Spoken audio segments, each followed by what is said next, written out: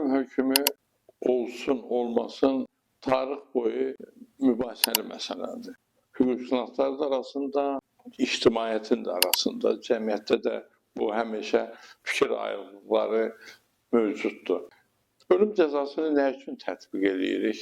Bu, adətən cinayətin kökünün kəsilməsi, sayının azaldılmasına xidmət etmək üçün bu sərt cəza növü qanunda oturur.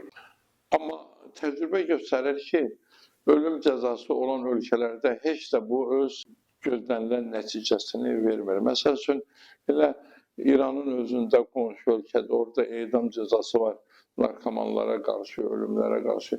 Baxırsan statistik məlumatlara, görürsən ki, sayı əksilmir, artır. Ən çox ölüm edam cəzası Çin Xalq Respublikasındadır ki, orada da daima bu artım tendensiyası var.